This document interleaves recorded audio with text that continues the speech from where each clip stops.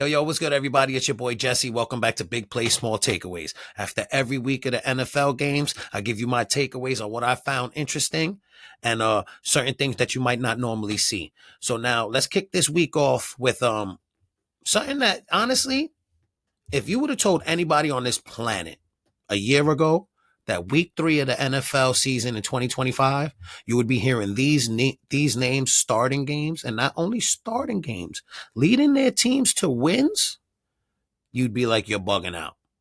You lost your mind. I mean, Joe Flacco, okay, he was there with the Browns. But now you have Carson Wentz, right? You have Marcus Mariota. Think about these names, right? When I say them. Carson Wentz, Marcus Mariota, Joe Flacco, Geno Smith, Tyrod Taylor, Sam Darnold. You would think that it's, 2019, right? Mac Jones starting for the 49ers. Jake Browning, a backup, starting for the Bengals. These quarterbacks are banged up, but it's still impressive to see these quarterbacks that I would say forgotten quarterbacks, because Carson Wentz, forget about it. When's the last time you heard Carson Wentz? The Eagles, yes, of course. All right, then. He was leading them to the Super Bowl, got injured. Nick Foles took the team the rest of the way, and that was it for Carson Wentz.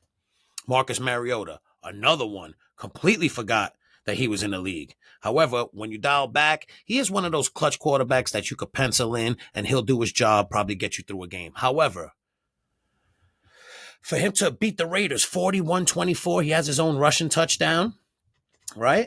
Mariota, let's get Mariota's numbers up here real quick, right? Mariota passed for 207 yards, 15 for 21, one touchdown, 0 interceptions, 21-24, beating the Raiders. Who on the Raiders? Another old quarterback, Geno Smith, who's been balling out. So now with that being said, can you really count out any quarterback? Look what Daniel Jones is doing. Does it take the right scheme, the right system to make them look good? Look at Carson Wentz, man. Carson Wentz did his thing. 14 for 20, 173 yards. Sometimes it's not about passing for the most yards. It's about being a general for your team. You got, as a quarterback, you got to control everything that's happening on the field for your team, offense-wise. 2 touchdowns, 2 rushing attempts for 4 yards. Carson Wentz with the legs. Oh, man. Passer rating 129.8. Yeah. To be honest, I don't understand the passer rating, but I'm going to give you that stat anyway because you guys deserve it, right? Now, Sam Darnold. Let me tie this all together, right? So, and here's what I'm thinking, because I really don't get it. Is Kevin O'Connell some kind of like super coach that he could take these quarterbacks that everybody forgot about and turn them into super studs? Look what he did. He got Sam Darnold paid. Look what he made. He made Carson Wentz look like vintage Carson Wentz. It's just incredible to see a coach make that much of a difference for one position player, especially in a sport where it takes a 52-man roster and you got to coach 52 men.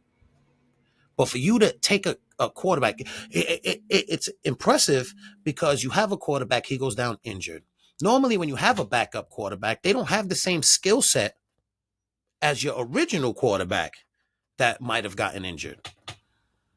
So for J.J. McCarthy, we expected him to have a good arm. He had legs. Nobody thought Sam Darnold could run. But Sam Darnold got his legs going. Right? Same thing with, Carson Wentz. We're not going to get into that category just yet with Carson Wentz. It depends on how much time J.J. McCarthy misses and how much time Carson Wentz gets and how he produces his next game. But I'm just very impressed with Kevin O'Connell and his ability to take these quarterbacks that everybody forgets, have them look like studs, and to be able to win games. It says a lot about the defense. Let's not forget about the Vikings defense. You know, the 2 interceptions, great. But I'm very impressed with Kevin O'Connell, his ability to take quarterbacks, make them good, and with the way Carson Wentz played. So that was fantastic. That was great. Marcus Mariota backing up for for Jaden Daniels. He did a fantastic job as well. You don't expect these quarterbacks to go in there. I would have faded them if I was throwing parlays, and to be honest, I would have faded them. Like, oh man, Mariota's starting for the Commanders. That's an L. You can't even, especially with what Geno Smith did for the Seattle Seahawks last season. But especially with Pete Carroll being his coach. Like, oh, you can't really count them out. Oh, let me see blew them out the water. Blew them out the water with impressive play, impressive IQ. Yeah, of course, that comes with experience, but I guess being a backup, reading, you know how it goes. I'm just very impressed by the veteran quarterbacks this weekend, and it goes to show you that, man, no matter what, just as long as the coaching's correct and you're in the right position, you have a chance to shine. You have a chance to shine. Moving on, another thing that took me by surprise this week: how many blocked field goals that led to big game winning situations happened this week? I was impressed. Now, the poor Jets. I mean, come on now, right? Look at Tyrod Taylor. Let's not forget that Tyrod Taylor was in line to start for the Chargers before the doctor punctured his lung. Wink, wink, which I think was a ploy just to get Justin Herbert. I mean, I can't say it was a ploy. It wasn't like the doctor stabbed him in the lung with a needle just so Justin Herbert could start. But something was funny there. I think they kind of like put him on the shelf a little longer because Justin was cooking, regardless of the fact. Let's not forget that Tyrod Taylor was in line to be the starting quarterback for the Chargers before that injury. He did his thing for the Jets. I mean, for what you can get out of a backup quarterback. They almost won that game. You know what I mean? But in the horrible Jets fact, the luck is just unbelievable for them to lose that game by a field goal. Blocked field goal on their behalf. They come back. Bucks come back, score a field goal. They lose the game. Unbelievable to be in that position, still lose the game. Jets be jetting. And I'm, once again, super sorry for Jet fans. The Eagles and Rams game. 2 blocked field goals in that game. All in the fourth quarter, mind you. All these blocked field goals happen in the fourth quarter. Another blocked field goal. Then another blocked field goal. It's kind of like, I mean, as a diehard Giant fan, I'm going to say this. I might sound like a little hater here. But like, come the fuck on, bro. The Rams should have beat them last season. The Rams should have beat them Sunday. The Eagles just have a clover somewhere hidden in their ass that gets them through these tough games and gets them the W's. Might be the tush push. That's why they call it the tush push. I don't know. Listen, I don't know. But we cannot take anything away from the Eagles. They are a great football team, but they happen to find ways to win these games that you're just like, it's unbelievable. It's unbelievable. Again, they're looking fantastic. You can't take nothing away from them. But that special teams play, your man took it to the house. He was tugging a good 300 pounds. He would have beat me in a foot race. No doubt about it. Took it to the zone for them to win the game, man. That was beautiful. That was beautiful. I can't lie. I'm a big fan of the big guy taking it to the end zone and scoring a touchdown. Everybody deserves a little love. He's sleeping with that football though. He slept with that football Sunday night. Anyway, and then the Browns. Listen, I was talking to my boy Sean, right? Shout out to Sean. And we were saying that this might be a low-key letdown game. The Browns defense is we didn't touch this game at all. We put in a little couple parlay. We did not want to touch this game at all. The Browns defense is sneakily good. They have been sneakily good for mad long. Definitely top 5 defenses in the league for the past couple years. Re-signing Myles Garrett, he was there for a reason. Jordan Love didn't do much. He was on the run the whole entire time. It was just impressive to see that and then going back to the veteran quarterback thing, you have Joe Flacco out there just commanding the team. Doing what a quarterback's supposed to do. They didn't look great, the offense. Don't get me wrong. That defense won them the game, but you still got to give your props to these old quarterbacks, man. Especially Joe Flacco. Son, I would have took him on the Giants over Russell Wilson any day. But with that being said, shout out to Joe Flacco, man. To beat the Packers and to make Jordan Love look, sometimes he kind of looks like the best quarterback in the NFL. He looks like the Packers look like they're the best team. They were running away with it. And guess what? He made them look human. He made them look like a regular team, just finding ways to score points, defense finding ways to stop them. It was impressive to see defensively, So yeah, man, they blocked that field goal, man. 21 seconds left. 21 seconds left. They blocked that field goal and then won the game with time expired. So it's absolutely insane to see all these blocked field goals. It was kind of like, but all these blocked field goals. Imagine the odds on that. If you would have put that in a parlay, I don't even know if you could bet that, but still, it would have been crazy. 4 block. I bet you that pops in. Now you go on FanDuel Sunday. It's gonna be like, how many blocked field goals this week? 2, 3, 4. I bet you that happens ASAP too. All right. That was pretty crazy. I'm just that's one of my takeaways. It was a crazy, crazy weekend in the NFL for old quarterbacks, starting games, forgotten quarterbacks, and all these blocked field goals. We got a little something. By the way, you like cold water as much as I like cold water? Coldest water bottle is it.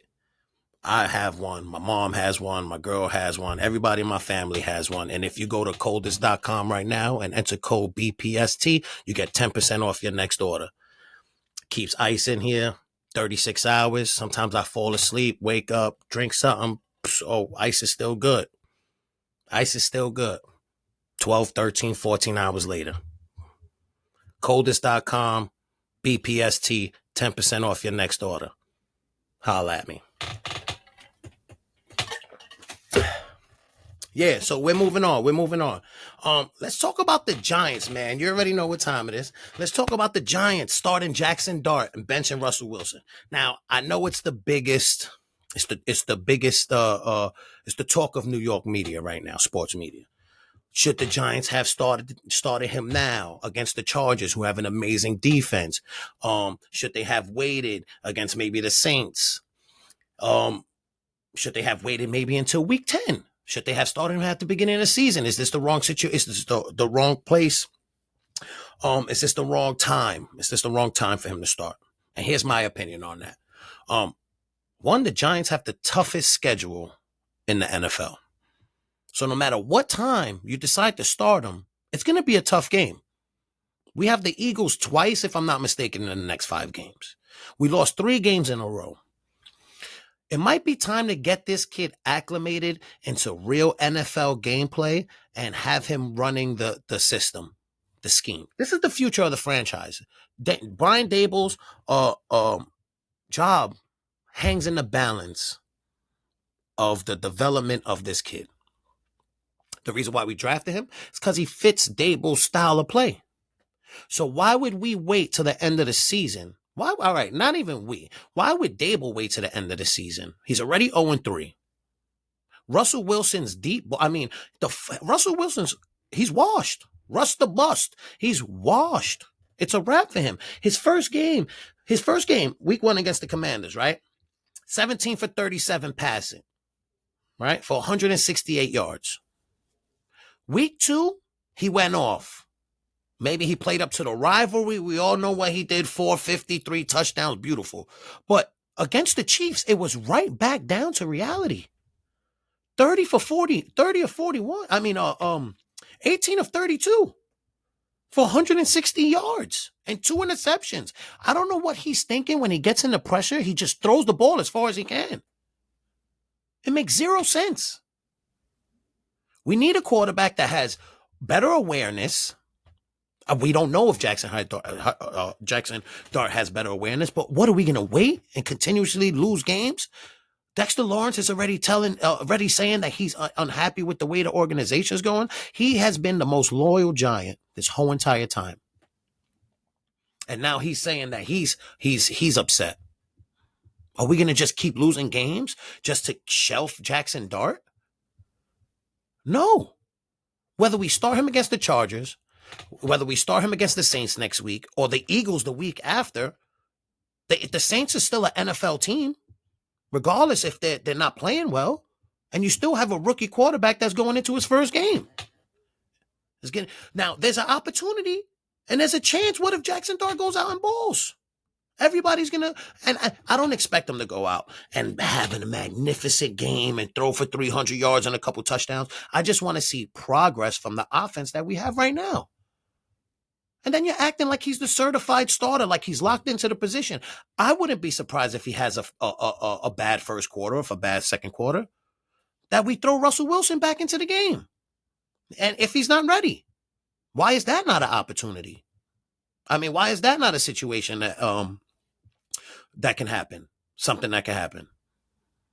Everybody thinks that just because they bench Russell Wilson, that Jaxon Dart is starting for the rest of the season. This is a test to see if he can manage the offense and get us even remotely closer to this game. I'm tired of losing these games. And what's up with the kicking? Graham Gano, dude, what I don't understand about this team, let me just throw this out there.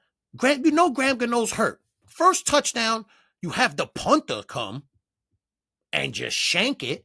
Why not go for the 2-point conversion? You're going to get 6 points anyway, right? Then you have Graham Gano come out anyway with his groin injury and kick a field goal to get from 6 to 9?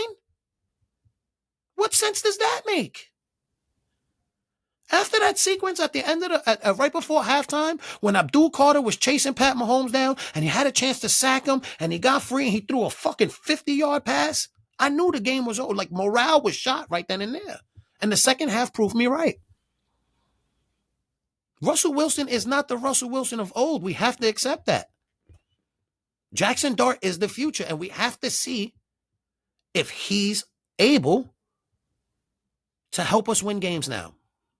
That's coming from a fan and an optimist. I'm not trying to be, oh, yeah, go John. I'm trying to be a realist as well. You know what I'm saying? It's true. He might have a dud game. They throw Russell Wilson in at halftime. It never happened. Now he sits until week 10, still learning. But if he balls out and he keeps it competitive, all Giant fans are going to be happy. We just hope the old offensive line could keep him safe. The kid got legs. He could scramble. And let's just hope for the best. You know? Moving on. What's good with Derrick Henry? Derrick Henry's like the strongest person on the planet. I saw a video of him at training, right? He has a tractor trailer. He has a tractor tire tied around his waist. He's running up a hill and he's cutting left to right. It's insane how strong this dude is. Now all of a sudden he can't hang on to the football. 3 fumbles in 3 games. In all of 2024, you know how many fumbles he had? 3. Then that flailing on the sideline, that was hilarious. And I love Derrick Henry. But, yo, he slammed his helmet, slipped, started falling. That was funny. He looked distraught on the sideline. Distraught. As he should be. He has to be the biggest. He's definitely, I'm going to call this one now. He's the biggest running back in the NFL. Strongest. How are you not holding on to the football? It was a beautiful play by Aiden Hutchinson. Let's not get that confused. And I love what he said at the end of the game. He was like, I saw an op and took a shot. Beautiful play.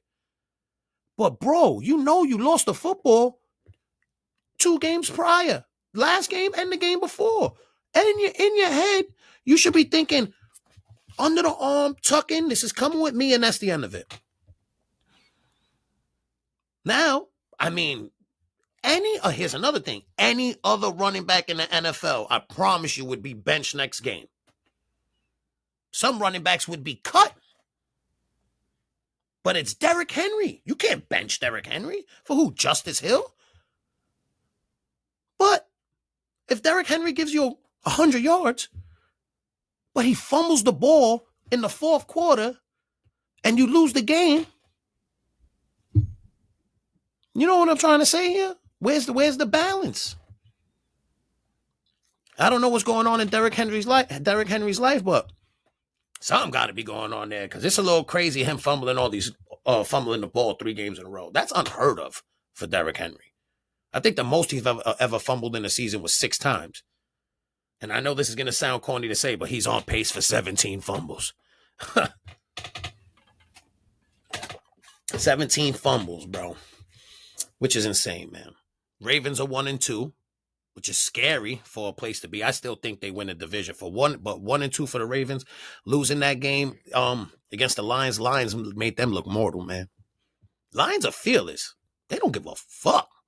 4th down on their own half, and it's crazy. Dan Campbell's a lunatic, and I love it. That's what football's about. Shout out to the Lions doing what the Lions do. And, they've made pushes. They've lost big games in the playoffs. They made pushes. Don't be surprised.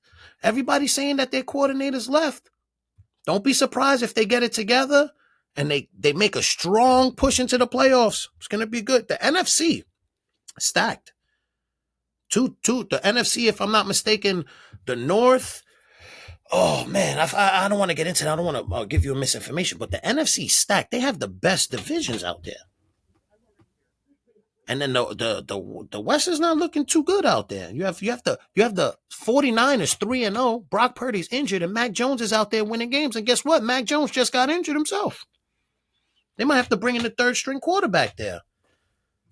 There was a lot of injuries that happened, actually. Let's go over those injuries real quick, man. CeeDee Lamb, ankle injury, out 3 to 4 weeks.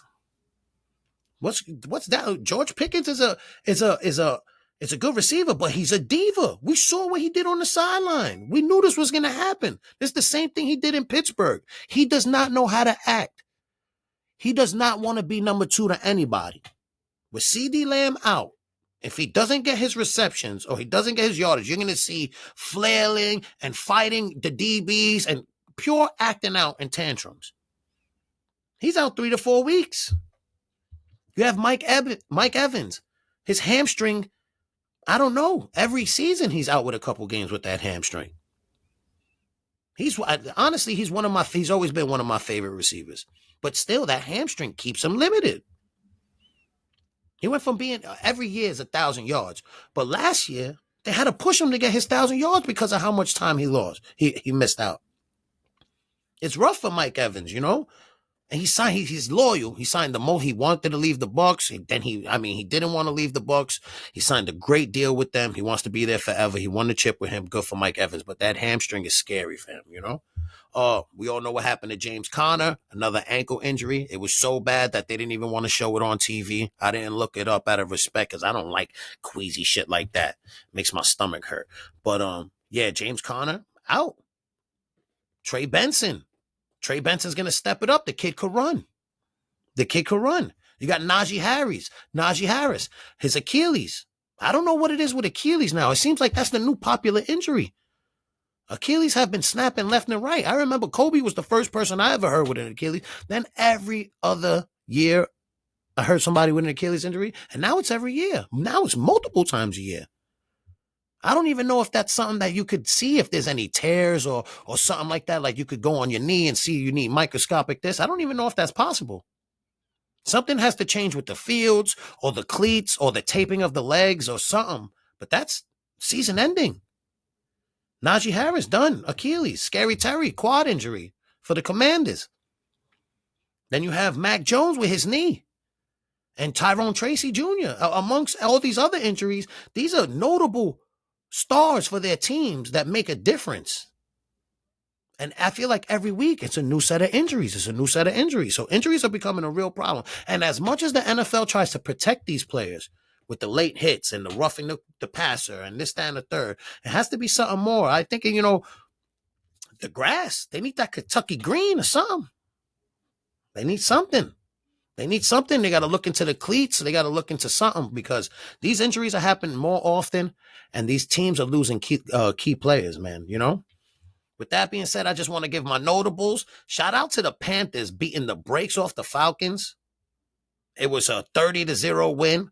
It was their biggest shutout since 2020, and it was their most lopsided shutout since 2015 when they beat the Falcons 38-0. So shout out, man. as a Giant fan, I know when your team needs that win, it needs something to be proud of, and you guys got that, man. So shout out to y'all. Again, I want to shout out the Browns for beating the Packers, man. Nobody would have thought that happened. And I just want to say we should be worried about the Texans here. The Texans at one point were favored to win their division. They're 0-3 now. CJ Stroud does not look like the CJ Stroud he was. The offensive line is horrible. Nico Collins is the shining star there. The running game is horrible. I don't know what they need to do over there, but it's something that they need to look at. And also the Broncos. The Broncos, man, everybody thought the Broncos was going to run away with the season. They are 1-2.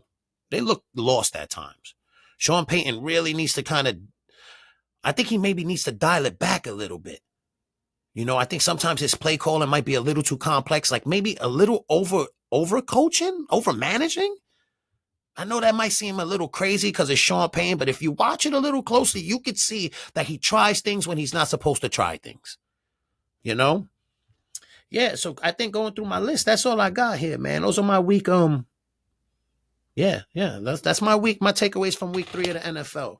I hope you guys enjoyed this episode. If you could do me a favor, like and subscribe, drop a notification so every time I drop, and please share, get this out there so more people could, vibe with me.